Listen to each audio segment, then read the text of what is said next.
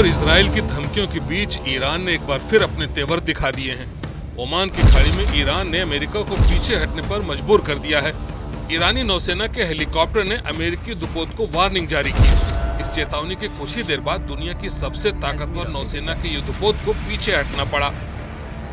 इसे अदन की खाड़ी में ईरान की पहली जीत माना जा रहा है, उस ओमान की खाड़ी में जहां अमेरिका दशकों से दादागिरी करता आ रहा है। अब सवाल ये है कि क्या अदन की खाड़ी से उठी ये चेतावनी की लहर एक भयानक युद्ध का सैलाब लाने वाली है? क्या इजराइल अमेरिका बनाम ईरान की जंग में बहुत बड़ी तबाही होने वाली है? ये महज अब कोरे सवाल नहीं है, क्योंकि जो संकेत, जो इशारे मिल रहे हैं वो यही साबित कर रहे हैं कि इस बार जो चिंगारी भड़कने वाली है उसकी जद में कई देश आने वाले हैं, और यही इशारा इन तस्वीरों से साफ हो रहा है। ओमान की खाड़ी में ईरान की अमेरिका पर पहली जीत के साथ। लेकिन आपके मन में ये सवाल जरूर उठ रहा होगा कि आखिर ऐसा क्या हुआ कि ईरान के लिए एक छोटी सी घटना जीत बन गई? यही समझने के लिए आपको सबसे पहले उस एक घटना को समझना होगा जिसकी बुनियाद पर एक नए महासंग्राम की नींव तैयार हो रही है। 23 जुलाई बुधवार को ओमान की खाड़ी में जो हुआ उसे ईरान अपने लिए रणनीतिक जीत मान रहा है। ईरानी सरकारी टेलीविजन के मुताबिक एक ईरानी नौसेना का हेलीकॉप्टर रूटीन गश्त पर था जब उसने अमेरिकी दुपोत यूएसएस फिट्जराल्ड को ईरानी समुद्री सीमा के करीब आते देखा। इसके तुरंत बाद हेलीकॉप्टर ने जहाज के ऊपर से उड़ान भरी और अमेरिका को सख्त चेतावनी दी, हमें मजबूर मत करो। ये महज एक चेतावनी नहीं थी, एक नया तेवर था, और इससे पहले कि बात बिगड़ती यूएसएस फिट्जराल्ड ने दिशा बदल दी और दक्षिण दिशा में खाड़ी से पीछे हट गया। ईरानी मीडिया ने इसका जिक्र करते हुए इसे तनावपूर्ण सामना बताया। अमेरिका की तरफ से कोई तत्काल प्रतिक्रिया नहीं आई, लेकिन अमेरिकी सेंट्रल कमांड ने कहा है कि वे हालात का जायजा ले रहे हैं। इस घटना की अहमियत इसलिए और बढ़ जाती है क्योंकि ये ईरान और अमेरिका के बीच पहली सीधी भिड़ंत है उस 12 दिन की जंग के बाद जिसमें अमेरिका ने बंकर बस्टर बमों से ईरानी परमाणु ठिकानों पर हमला किया था। ईरान ने अपने हेलीकॉप्टर की सुरक्षा को लेकर भी संदेश दिया। उसकी एयर डिफेंस ने खुले तौर पर कहा कि ये हेलीकॉप्टर पूरी सुरक्षा में है और किसी भी अमेरिकी हरकत का जवाब दिया जाएगा। ये घटना दिखाती है कि ईरान अब सिर्फ बयानबाजी नहीं कर रहा, वो अब समुद्री मोर्चे पर भी जवाबी कार्रवाई करने को तैयार है। ओमान की खाड़ी में इस तरह की घटना, जहां अमेरिका की नौसेना लंबे समय से निर्विवादित रूप से एक्टिव रही है, एक बड़ा संकेत है कि ईरान ने अब समुद्र में भी अपनी सैन्य मौजूदगी का ऐलान कर दिया है। और जब सबसे शक्तिशाली नौसेना यानी अमेरिका पीछे हटे तो ये सिर्फ घटना नहीं, रणनीतिक संदेश बन जाता है। ओमान की खाड़ी सुनने में छोटा सा जल क्षेत्र लगता है, लेकिन यही खाड़ी है जो दुनिया की तेल आपूर्ति का केंद्र है। ये खाड़ी पर्शियन गल्फ और अरब सागर के बीच स्थित है और यहीं से होकर दुनिया का 1/3 तेल गुजरता है।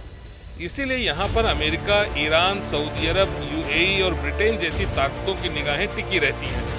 अमेरिका दशकों से इस क्षेत्र में अपनी नौसेना की तैनाती बनाए हुए है ताकि वो फ्रीडम ऑफ नेविगेशन के नाम पर अपना वर्चस्व बनाए रख सके। लेकिन बीते कुछ वर्षों में ईरान ने इस रणनीतिक क्षेत्र में अपनी गतिविधियां तेज की हैं। वो साफ संदेश देना चाहता है, हम अपने समुद्री इलाके में किसी भी विदेशी सैन्य उपस्थिति को चुनौती देंगे। ओमान की खाड़ी सिर्फ तेल के लिए नहीं बल्कि सैन्य रणनीति के लिए भी है। यहाँ से होकर ही अमेरिका के एयरक्राफ्ट कैरियर्स और परमाणु हथियार ले जाने वाले जहाज पश्चिम एशिया में एंटर करते हैं।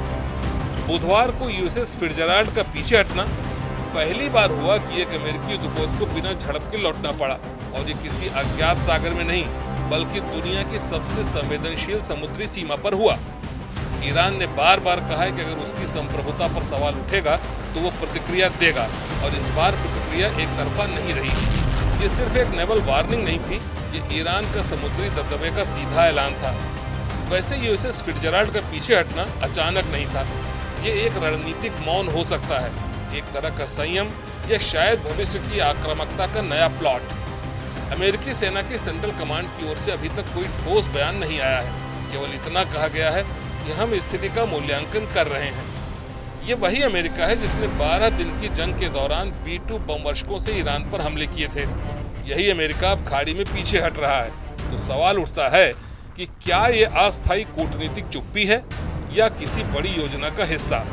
एक संभावना ये भी है कि अमेरिका जानता है कि ओमान की खाड़ी में एक छोटा भी टकराव पूरे पश्चिम एशिया को युद्ध में ढकेल सकता है, और वो इस वक्त खुद यूक्रेन, ताइवान और इजराइल गाजा मोर्चे पर पहले से ही एक्टिव है। दूसरी ओर अमेरिका लगातार इस क्षेत्र में अपनी फ्रीडम ऑफ नेविगेशन की नीति को बरकरार रखने की कोशिश करता रहा है, लेकिन इस बार उसका युद्धपोत बिना लड़े ही लौट गया।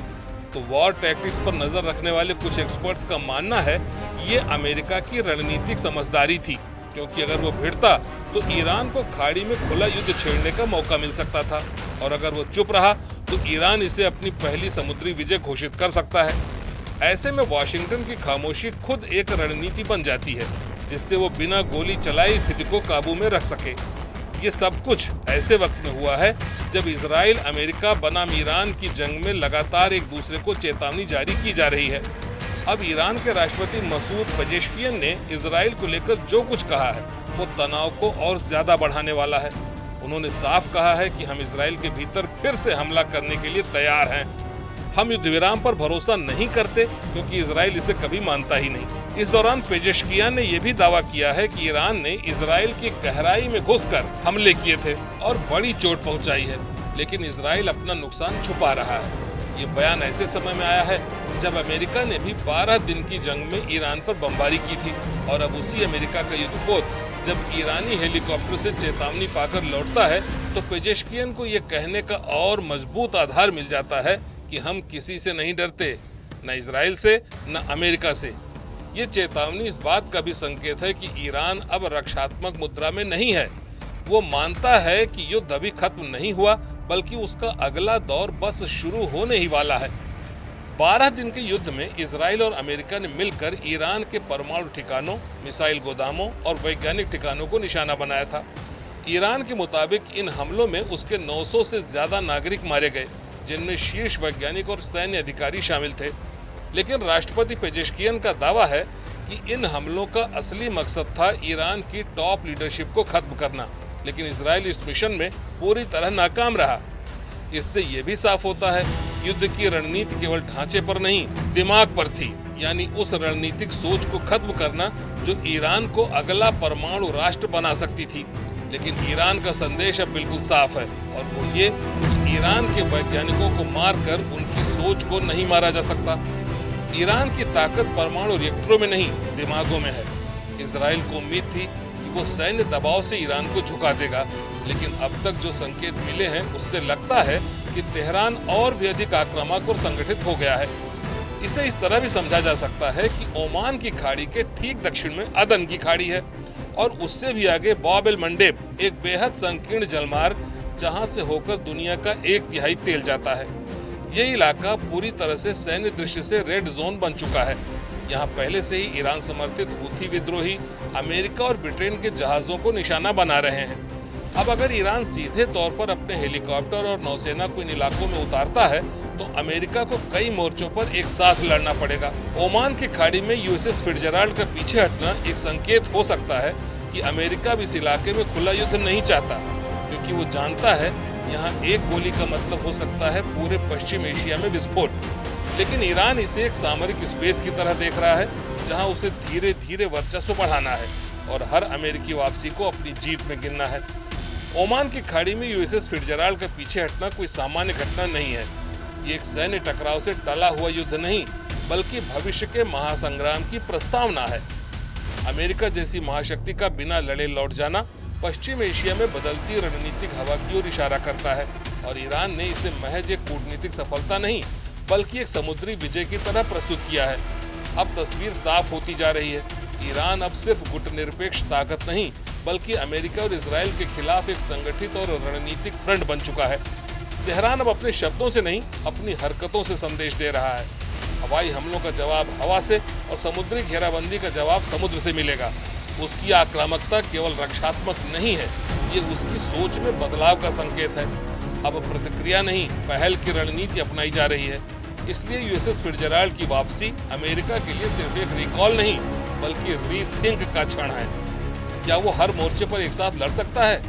यूक्रेन, ताइवान, गाजा और अब ओमान की खाड़ी? जवाब शायद ना हो, लेकिन ईरान जानता है कि अमेरिका की यही थकावट उसकी सबसे बड़ी ताकत बन सकती है।